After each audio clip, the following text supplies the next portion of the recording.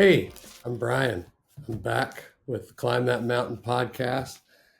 I can't wait to introduce you to our guest for today's episode, so I'm going to hop right to it. She's been self described as a rabid honey badger when it comes to protecting kids. She survived both child molestation and rape as a freshman in college. She served our country as a Marine, as a Forest Service firefighter. She served us here in the state of North Carolina as an advocate for victims in the North Carolina Attorney General's office. Things that would have killed others have just made her stronger. She's a tireless advocate for parents and children. She's the author of 5 books, and now she's proudly releasing Heroic Parenting 101, which I've had a little bit of an inside baseball look at. It's amazing content. It's actionable content. It will save lives. It will save trauma.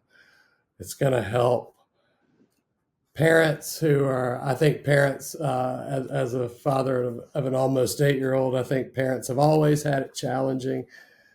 But now the challenges of those of us raising children now and those in the coming years, we're facing a different set of challenges that parents in previous generations may not have dealt with. And this guest is helping us get armed up with some of the classics of her profession, but as well as some amazing new thinking that'll equip us to deal with things like cyberbullying, online predators,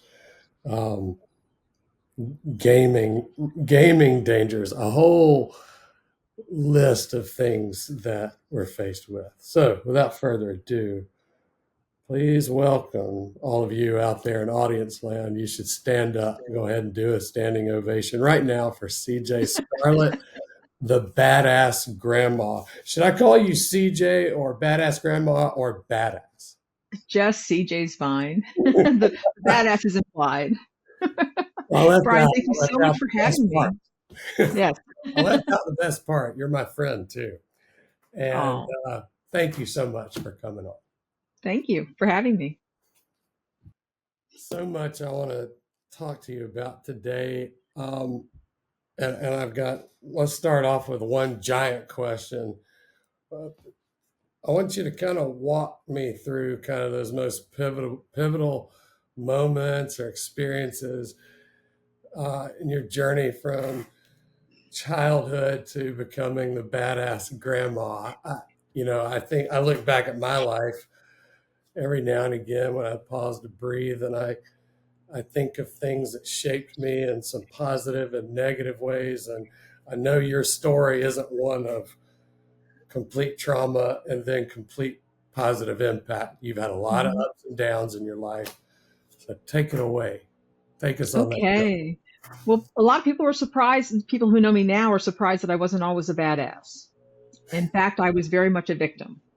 I was molested as a child, as you said, and then when I was in college, I was raped 2 times, once by a sheriff's deputy I was dating and once by my Marine Corps recruiter. Prior to that, when I was also 19, I was nearly lured into a sex trafficking ring and narrowly escaped. So I had a lot of trauma going on in my life, and I was so overcome by that trauma. I had severe PTSD, didn't even recognize that I had victim mentality, but I did bad. And in 1990, my life kind of fell apart as my brain and my body were saying, we're not going anywhere till you deal with this.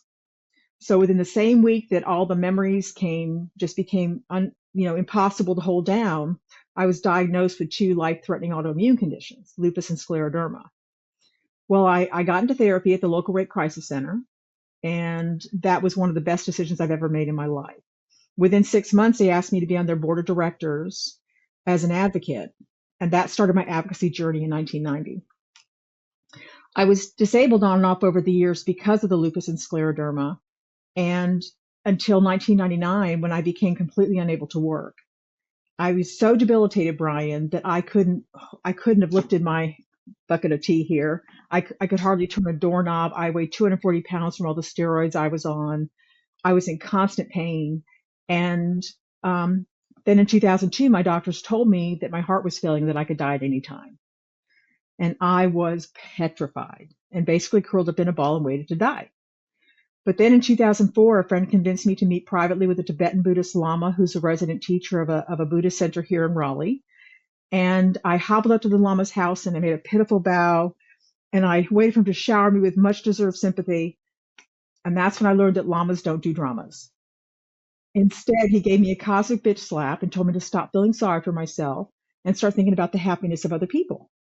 And I was shocked and I was offended. I mean, I was so sick. How could I help anybody? I couldn't even help myself. But the Lama insisted. So as I was driving home that day, an ambulance went by with a siren blaring, and I made a quick wish for the person inside that they would find help and healing. And I thought, well, that was easy. I can do that. So I started letting the cars cut in front of me in line and letting the mom with the crying baby at the grocery store go ahead of me, leaving the better handicapped spot for someone else. And I felt a little happier. So I made it a daily practice to do at least one act of kindness every single day. I left inspirational notes on the driver's side door at the cancer center. I gave my cane to a woman who was struggling to walk. I volunteered at the Red Cross after Hurricane Katrina, and I felt even happier. What had happened, Brian, is that I had become so consumed by my own suffering and my own victim mentality that I forgot that everyone's fighting a hard battle. And doing these acts of kindness opened my heart and healed it. And so it didn't matter whether I was sick or well or even living or dying. I was simply filled with gratitude for each moment. And at that point, my condition went into remission, all within 18 months after starting to do these acts of kindness. And I feel better today, 22 years after they told me I was going to die, than I have felt in the last 35 years. And it was because I stopped focusing on myself and my suffering and swimming in that and devouring it in my mind. And so once I was able to turn over that victim mentality and release it, then I was free to go on to genuine healing. Around this, during this period when I was so sick, I had been working as a director of a child advocacy center for abused kids and at the Attorney General's office, as you mentioned. But I started, when I became ill, I was unable to do any of those things. When I got better, I wrote my first book. And then in 2015, I had my grand twins. I didn't have my daughter-in-law had my grand twins, but I had a boy and a girl grand twins. And I was so filled with joy for these beautiful, beautiful children. But I have a master's degree in human violence, and I know every awful thing that can happen to other people. And I've been an advocate for a really long time. So I started having nightmares about every awful thing happening to my grandkids. I mean, I had so many sleepless nights. I was just petrified for them. And I thought, I've got to do something. So I wrote my first two books, Badass Parenting and Heroic Parenting, for parents of kids 0 to 9, teaches parents how to empower their kids to avoid bullies and predators from the age of 0 all the way on up to 9. A couple years later, I wrote Raising Badass Kids, which came out this last year, for parents of kids 10 to 18. And writing these books was so cathartic because I thought, I'm doing something concrete to stop it from happening. I dealt for so many years dealing with crime after it happened. Now I was doing something proactive to keep it from happening and protecting other kids. About a year and a half ago, I discovered the power of online courses and decided to turn my books into an online course. And the one you referred to earlier, which is Heroic Parenting 101, Bite-Sized Wisdom for Predator-Proofing Kids. And I'm happy to say that you guys filmed it for me, and we're getting raving feedback about the course. It's beautifully filmed and edited. The content is so comprehensive, better than anything else out there on the market right now. I'm using the trauma that I endured as rocket fuel to propel my efforts to get this information out to parents and kids all over the globe. Let me jump in here with a couple of thoughts. You've had a journey like many of us who have dealt with life-threatening diagnoses at a very young age. I dealt with something similar to you, life-threatening autoimmune, when I was 25. Wow. I hadn't really added it up until you said it yourself just now. I think I've been able to be healthier when I was less focused on myself. You're kind of, I don't know if we're born empathetic. I like to look at little children and believe so. Hmm. I think children can be naturally empathetic, and I've often I agree. said, and the world kind of chips away at that, Mm. right? I've often thought of my role as a dad, not to screw up my kid too much. Not that I'm building something special out of nothing. Like he came to me perfect. Hmm.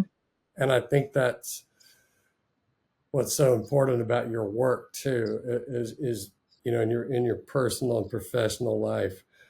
I don't think I've ever had somebody that I've had in a client relationship ask me about myself and the well-being of me and my team as much as you do on the routine. It's so embedded now.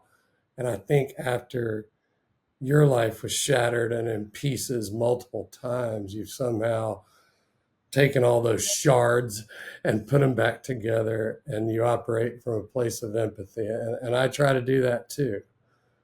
People got a lot going on, They do. and you just never know what somebody's dealing with. Um, Mhm. and so I think that's a great way to be. And I also think you seem to be pretty tireless, flexing that empathy muscle you've developed, Mhm. um, and thinking about what parents and grandparents and other caregivers need.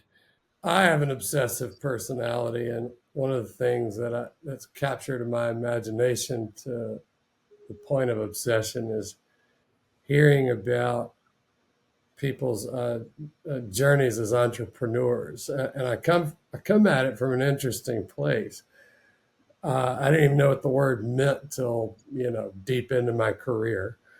I never wanted to be a business owner or an entrepreneur myself, and now I find myself one, and also working in a lot of different organizations to promote entrepreneurs and help them grow. So yeah, I'm obsessed. And so I want to hear, somebody with your background doesn't often, there's so many great roles to play, and you've played almost all of them. Uh, why did you decide to adopt that main character energy and really go for it as an entrepreneur? Well, first of all, I'm really bossy. Yeah. The Marine Corps teaches you about leadership and so forth. And when I got out of the Marine Corps, it was very difficult transition to work in environments where I couldn't say, let's get this done, and then it was done. But the main reason I became an entrepreneur is that, I spent so many years working again at the Child Advocacy Center for the Attorney General's office and as an advocate in all these different roles. And I was frustrated by the fact that I was only dealing with crime after it happened. And the prospects for me with a master's degree in human violence and my personal history were that I can only find roles in the after effects of this. I wanted to do something to keep from happening at all. And the way to do that was to start my own companies. So I've been an entrepreneur since 1999. And I have been in the entrepreneurial wild for so long now, 26 years, that I've gone feral. And I literally could not work for anybody else. Nobody else would want to work with me because I'm so used to being in charge. I'm so used to being the boss that I would be a terrible, terrible employee. I've often described my journey and my place in it as being feral and kind of out in the wild and like an uncaged animal. You've always been so independent and knowing what needed to be done, and I've kind of had that experience too, where I kind of grew impatient. I would rather push things at my own speed, Mm-hmm. and pursue these ideas. And so tell us, yes, you've been on this journey now. Let me do the math, 26 years. 26 years. I think you're at the point where it's safe to say you're building a little empire. Um, I feel like I am. Tell us about kind of the method and how I know you just told us about writing those first books. There's a ton of people that write books Mm-hmm. that don't turn it into something like you have. What's been the method to your madness here? Well, my goal is world domination. Let's just get that out there right now, Love of it. course. What drives me, besides my trauma, again, using that as rocket fuel, and my grandchildren, who are everything in the world to me, is this belief that what I'm trying to teach parents, what I have to offer to the world, is something that is so needed and so actionable and so profound that I simply refuse to let it lie there. I've got to get it out there into the world. And there are several ways I plan on doing that. One is that I'm working with a couple of partners. Bark.us is the world's leading parental monitoring app, and we have a collaboration, and we're getting ready to deepen our relationship. They have over 4 million customers in their customer base that have access to my information now. Prevent Child Abuse America and Positive Childhood Alliance North Carolina that support what I'm doing, and they work directly with the advocacy agencies that serve child victims. And so they know who the parents are. They work with the parents every day, and so they're going to be able to get this information out. I want to make this a global effort, truly. And I learned about this really cool app. I don't know if I told you about it yet or not. It's called Synesthesia. And within seconds, it will translate your videos into any language in your voice, making your mouth move, to Chinese, to Mandarin, to Spanish, to whatever, within seconds. It's like $18 a month. And so instead of spending hundreds of thousands of dollars refilming the videos with other people from other who speak other languages, within minutes I can have videos that can speak to a global audience. And we're already working on a gaming app for kids. We have that course for parents. It's not appropriate for children because it talks heavily about the dangers and how the parents can empower their children to protect and defend themselves. But for the kids, we're working on a gaming app that is so cool, has so many cool features. I can't wait to get it out into the world. So that's going to be a big one. And we're going to be working with schools across the country as we roll this out to make the gaming app available to kids, something that they have to play and pass these different levels about the different dangers in order to get access to more screen time, to more social media apps, things like that, to ensure they know what they're doing and getting into before they get into it. When you're kind of developing all these innovative approaches, are you planning these things way out in advance, Mm-hmm. or do you kind of, I can't get through a day without a Pulp Fiction reference, or are you just walking the earth like Kane in Kung Fu, and you see something, and you decide to do it? Well, one of my many challenges is that I'm a little bit ADHD, and so I tend to chase too many rabbits at once. I've gotten better at focusing Mm-hmm. as time has gone on, but there's so many directions this venture could go in that it's hard to contain it all. And so we're trying to plot it out in a logical fashion. The video game will come next, and then getting to the schools will come after that. And we're trying to keep it organized and doable without trying to blurb everything at once to the world and not be able to have gained traction first. Right. So we're trying to do it in a logical fashion. As you were kind of diagramming everything, it sounds like you're obsessed with, like, if you look at it from your perspective, it's about distribution channels. If you look at it with empathy, Mm-hmm. it's thinking about access and how people get access. And is that kind of where you go at it from? Like, not how can we distribute this, but what are different ways people can access this? Is that your MO? Yes, because I want this in the hands of every parent. I mean, it's a common saying, and it's true. If I can help protect one child, it's been worth it. But that doesn't satisfy me. I want to protect millions of kids. And I think that's really possible with the synesthesia that gives, puts the videos into other languages, with my partnerships that have global reach as well. I think we can do this in a huge way. There's nothing else like this on the market.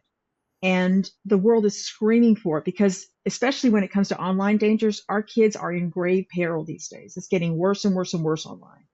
And it's not going to get better, at least not for a very long time, until they learn to control the World Wide Web, and AI, which is probably, down the road a little bit.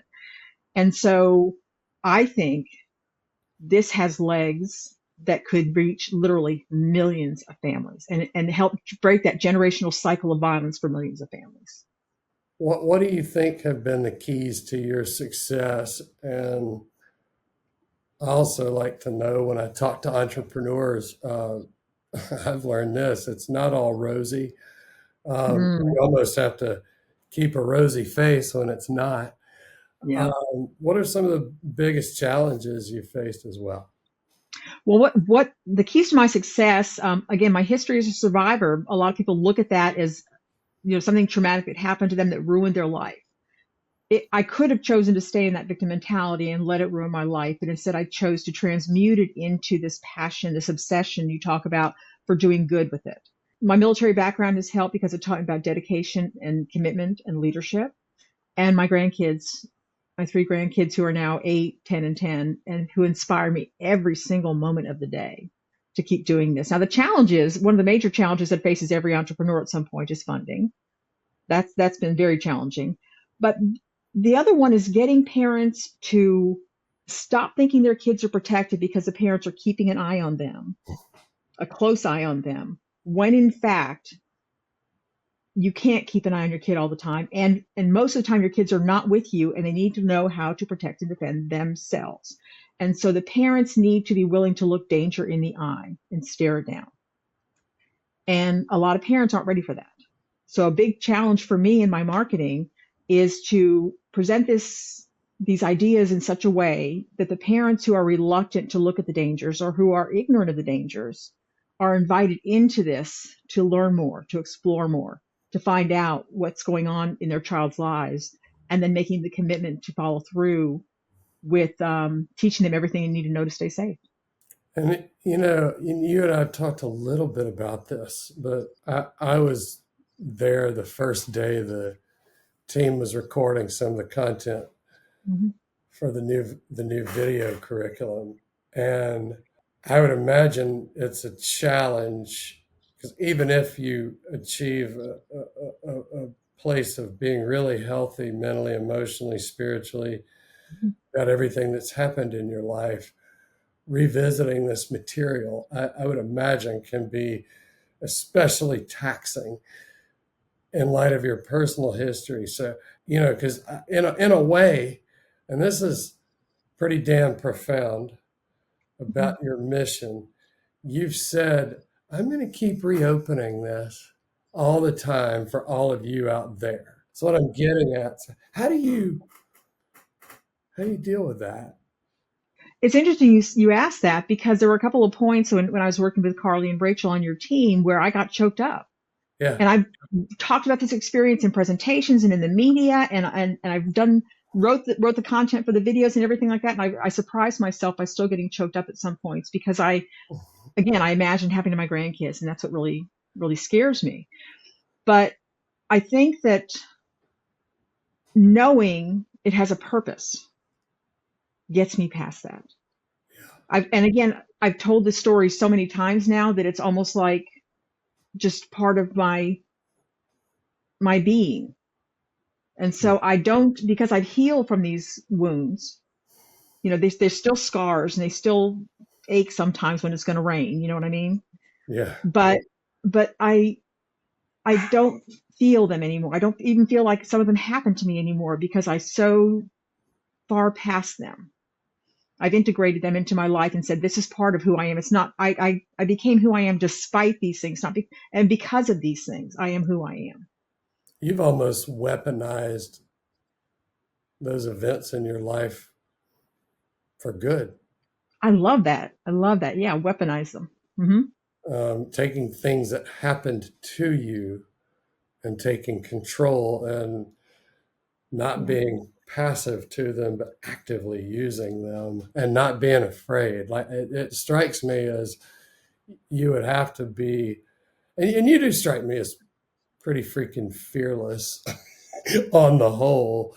Hmm. That fearlessness has to be your friend when you get into this emotional material. And Hmm. let's face it, you're getting into it in some measure every day, right? Exactly. Yes, I am every single day. And it is my friend. This trauma is my friend now because it created the person I am today who is able, who has a privilege of going out there and trying to do something with this. But my story is really important to my marketing because I'm not just an expert on the topic. I live this. I'm not just, I don't just play a doctor on TV. I am one.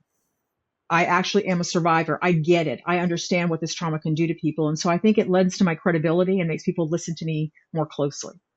Yeah. I've often said empathy will get you almost everywhere. And I've used it kind of in the context of being a father in a transracial family and how things affect me when I see people who are victims of racial violence and what that makes me think about for the possibilities for my son. Mm-hmm.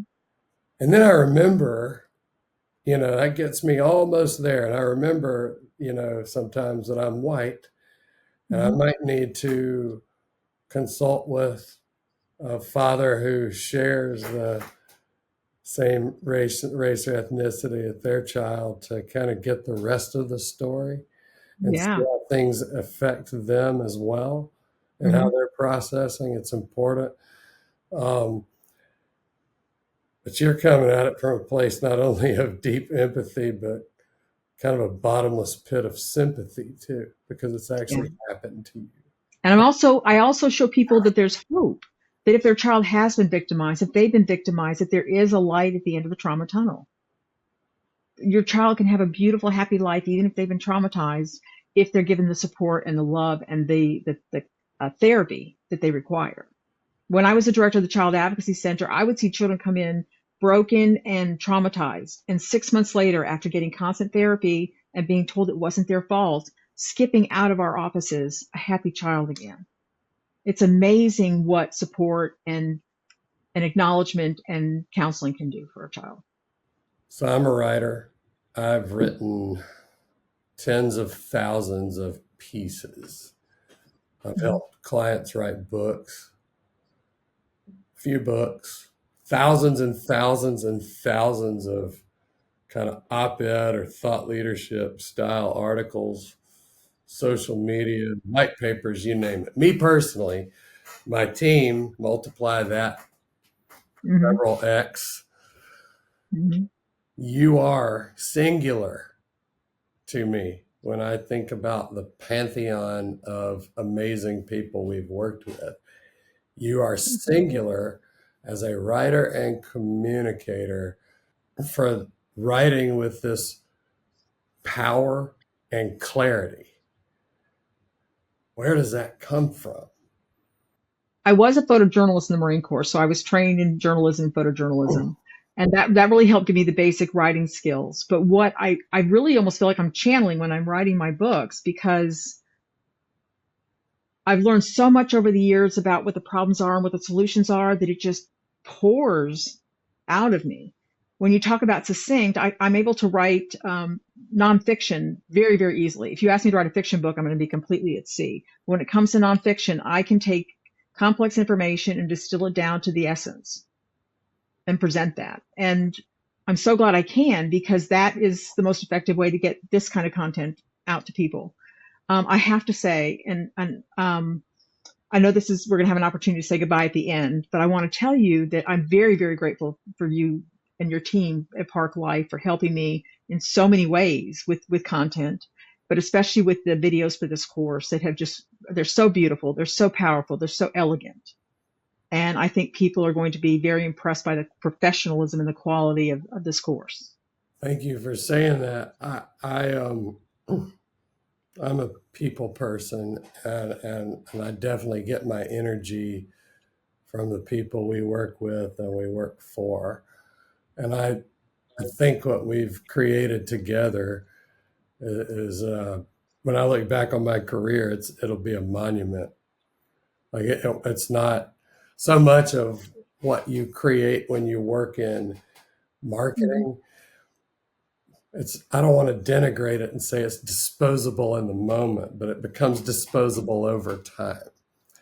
Yeah. I feel like what we're doing with you and some other clients, because we have kind of committed ourselves to doing creative that's not marketing. And this was not a marketing project. This was the product. This was getting stuff into people's hands, vital A passion information. product. Yeah. And so I think this monument in our portfolio of work really does speak to the power of collaboration. I mean, it's gotten pretty intense at times. One might say, though, when you're working in this space, it should be intense. Yeah. This was intense, and this thing was forged, Yeah. and I'm proud of it too. Thank you. And thank you. You brought up collaboration, and that was one of the other things that fuels me and is going to make us a success. I have not done this alone. I have so many people at my back who are supporting me and contributing to this and making it possible. I could not do this alone. And working with you has been just one of the greatest pleasures I've ever had. So my favorite thing to do with people is ask them impossible questions because I like seeing people writhe in pain for some reasons from questions I asked. So I came up with one that I thought might be impossible for you to end this discussion. And I have a feeling you're going to thwart me with a really great answer. I live to thwart you, Brian. So somebody with an encyclopedia, I remember what those were. You have an encyclopedia of advice for parents like me. If you had to distill it into the three most important, most pressing, most urgent pieces of advice that you give people to protect their kids and put them on a platform to live healthier lives, what would those three or so things be? You can take a little liberty with that, but I'm getting you to distill an encyclopedia down to what are your 3 commandments or your Sermon on the Mount. Number 1 would be for parents to limit the amount of time their kids spend online. More online time equals more exposure to predators. It's just like research has shown that a child being exploited has less to do with them saying or doing something sexual than the amount of time they're spending online. And a lot of these kids are taking their phones into their bedrooms at night. Well, that's like inviting a predator into your kid's bedroom.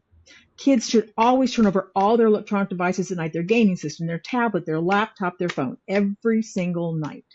But also the parents need to be controlling the amount of online time these kids have. It's like when you go to the grocery store and you're going for just a couple of things. And so if you go straight down the aisle and you go to the dairy aisle and you get your milk and then you go to get your bread, you're fine.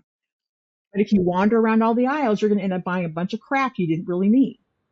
And the same way, kids who are hungry for affection and attention and love are going to respond to somebody who can offer them that. And they're going to be exposed to more of that the longer they're online, that grooming behavior. So that's number 1. Number 2 is for parents to use parental monitoring software. There are products out there that can help you not spy on your kid, but the software will monitor your kid's online activity and flag inappropriate content, dangerous content, sexting, sextortion, suicidal ideation discussions, cyberbullying, things like that, and alert you to these problems. And then give you answers or give you ideas for how to talk to your kid about these things so that you're aware of them. So you don't have to go scroll through your phone, your kid's phone every single night and make them feel resentful of you for spying on them. You just let the monitoring software do its thing, and you know you're on top of your kid's behavior. I work with Bark.us, which is the leading parental monitoring app on the market, and that's the one that I recommend because it covers more than 30 social media apps, and it is by far the most powerful app out there. And the final one is for parents to educate themselves. I told you earlier on in our discussion that a lot of there are several categories of parents who just don't know what they don't know. They're oblivious to the dangers. They think I'm going to keep an eye on my kid. Everything's going to be perfectly fine. And they don't know just how dire the dangers are when it comes to online dangers. One-on-one dangers, crime is going down quite a bit. It's as safe now as it was when I was a kid in the 60s. But online, it's going up precipitously. Getting parents to pay attention and then, or to even acknowledge that the problem exists. And then there are parents who have, who are worried about their kids' online activity, but don't know what to say or what to do or where to go to find information about what to say and what to do. And for them, we've got my course, the Heroic Parenting 101 online course.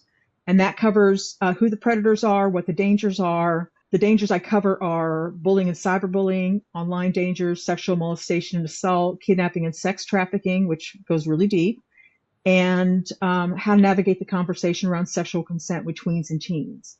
And the first part of my course is pretty dark. Parents have to really be committed to get through that part. But in part 2, I break it down by children's age groups. So what to say and teach a child who's an infant up to 2 years old, 3 to 5, 6 to 9, 10 to 14, 15 to 18, in languages and terms they can understand to address those dangers. And then in part 3 of the course, I talk about how to teach your child to fight like a rabid Tasmanian devil using just their bodily weapons with moves that take minutes, not months or years to learn. I talk about how to increase your child's confidence and self-esteem, which are one of the greatest predator repellents. And I talk about how to build a stronger, closer bond with your kids so that they'll come to you first with questions and concerns about their safety rather than going to their dodgy friends. And I remember telling my girlfriend that when I was like 14 years old, my friend Tracy, about the molestations I was experiencing. And she was like, oh yeah, my stepdad's doing that to me too. We were kind of like, oh, okay, well, that's normal, I guess. And we never told that parent. We never said anything else. You want your kid to come to you when something's happening to them. And you do that by building trust with them and creating that relationship through daily sharing and monthly family meetings that leads them to know that you are a safe place to land. That's so important. So those are my top 3. Amazing. And I knew you'd thwart me, and you did. Thank you so much for joining us today. I wanted to, as we were kind of revving our podcast back up, I was trying to think of the most impactful people. And I've got a pretty deep guest list, and I reached out to you first. I wanted to catch people as you're rolling out this amazing video course and really help you make that impact. So tell people where they can go. I imagine it's thebadassgrandma.com. It's at thebadassgrandma.com, THE, badassgrandma.com. And you can find information about me, about the course, about my books, I have resources and freebies for people who come to the site. So, and also you can reach me at CJ@thebadassgrandma.com if you have questions and concerns that you'd like to discuss with me personally.